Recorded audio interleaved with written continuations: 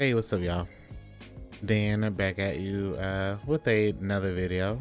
This one is going to be just a short video going over my loadout and my character and what we're going to be taking into the Deepstone Crypt raid that's going to be launching in the morning.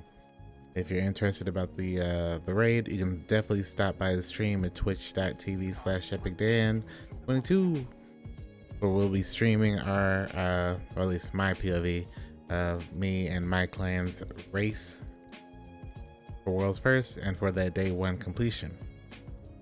So I'll be one of the hunters, and because of contest mode and because of how deadly everything is going to be, this is what we're going to be going into. We have 3 different builds. We have a stasis build, a Nighthawk build, and a Heather build. I don't think we're going to be really running Arc Strata, but if so, we have a raid and flux ready to go. So going into the raid, we're probably going to be running a pulse rifle for most of it, because with a pulse rifle, I can kind of stay far away and still do pretty solid damage to all the targets. For the most part, we're going to be running a minor spec on pretty much everything, and a couple of major specs here and there, and then a few boss specs, but most of our weapons are going to be running major spec and or minor spec. So we're going to be running Healing Confusion with Wellspring, Zen Moment, Truth Teller with Blinding Nades and Auto Loading Holster. We also have one with Auto Loading Holster, Spike Nades and Demolitionist, although Blinding Nades are a must. Just like with Stasis, with freezing enemies, I also feel like Blinding Nades are going to be super clutch. Enemies can't hurt you if they're blinded, if they're frozen, so that's going to be my job, is crowd control, ad clear, and keeping myself and the rest of the team kind of alive and a little bit more protected.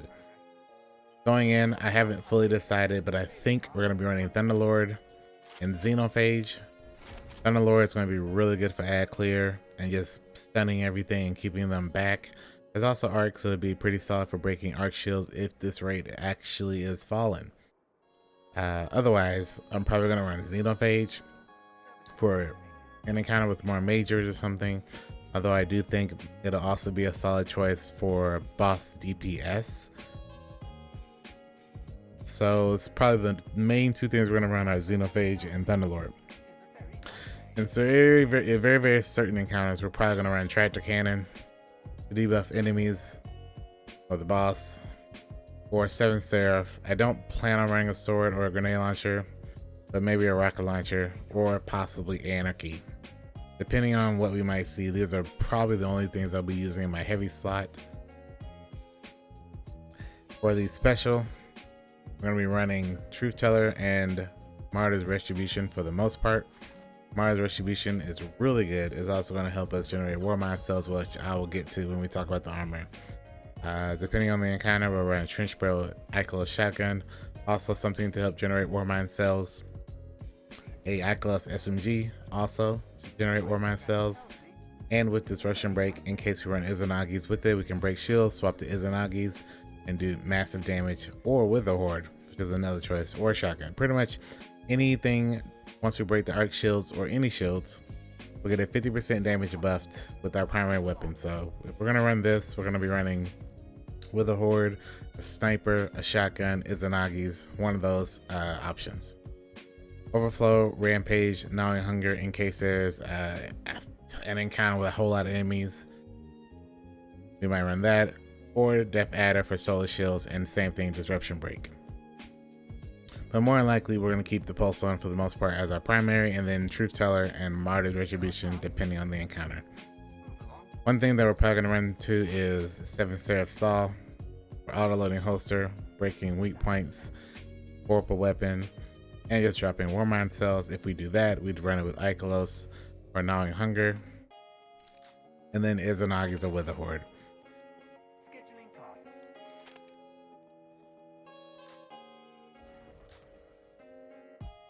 So that's going to be for the most part the weapons I'm planning on taking in. We spent all stream last night and a few hours today trying to really dig in and figure out what we're going to run, and I think this is going to cover for the most part all the options for me. A sword, even though it's going to be really good damage, I don't think it's going to be the play. Getting in close the enemies. But if there's an encounter where we can get in close with a sword and do big damage, we will have it on deck just to be safe. Now for the armor, we're going to be running Rage of the Warmind. Rage of the Warmind allows us to add explosion, or shall I say solar damage to explosions when I destroy a Warmind cell. We're also going to run Wrath of Rasputin. Solar splash damage, final blows have a chance to create their own Warmind cells. So because we're running Martyrs, Seven Seraph Saw, Ikelos Shotgun, Ikelos SMG, pretty much anything that is one of those will generate a Warmind cell. Destroying that Warmind cell will add solar damage and also possibly drop another one of those Warmind cells. Sorry. Moving on, Protective Light is a must-have. If you don't have Protective Light, I would highly suggest putting on Protective Light. Because of us being underleveled, because of contest mode, I do think Protective Light is going to be very helpful. While Charge of Light, you will gain a significant damage resistance when you're red barred, basically. So whenever you break your shields and you get to that red part of your health bar, you're going to get a whole lot of damage resistance, which will allow you to get away and stay alive. Because in a day one raid, survivability is way more important and causes way more failures than DPS. Getting through the mechanics, getting to the encounter itself to get to DPS is the hard part. DPS is generally the easy part. So Protective Light is a must. And with that, we're going to run Taking Charge, which all we need to do is pick up an Overlight to become Charge of Light. Another choice that we might run into is Shield Break Charge, where when we break shields, depending on the encounter, if we break shields, we also become Charge of Light. But more than likely, since most of the group, if not everyone's going to be running mainly just Masterwork weapons, I would highly suggest having on Taking Charge. It would make it very easy to pick up Orbs of Light and get Charge of Light.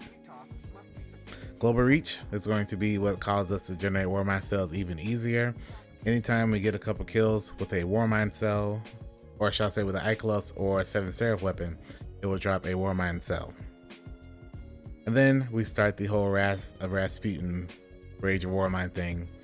And then with Global Reach, it will also increase our range of that AoE blast. So once that Warmind cell drops on the ground, we'll tap it, shoot it. Probably someone else in our raid team will have something like cellular suppression, where shooting my Warmind cell will suppress the enemies around us, simply just like a blinding aid situation as well. So this is what we're going to go into.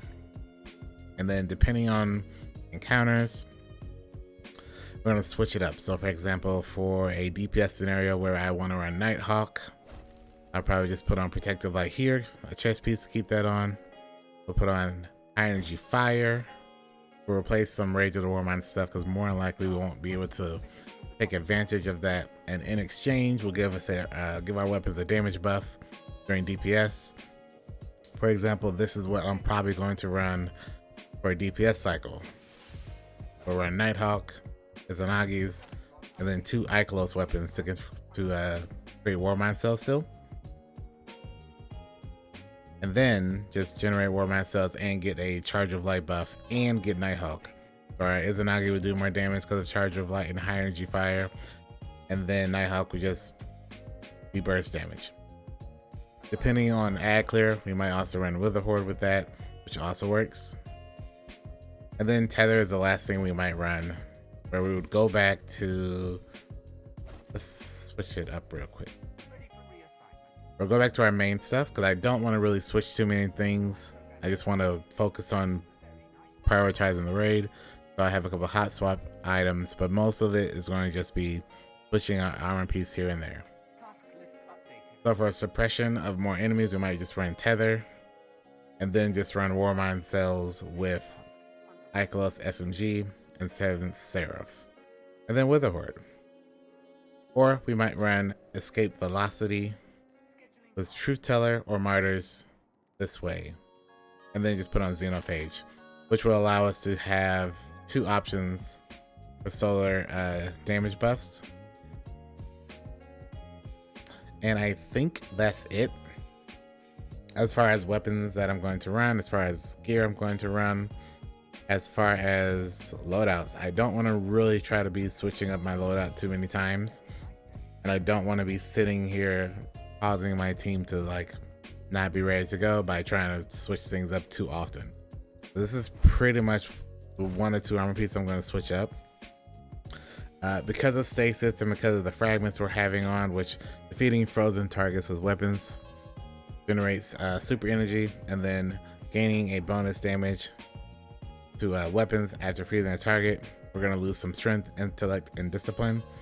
But I think the trade-off of having more weapon damage and freezing targets and blinding targets and generating warmind cells and all that type of stuff is really good.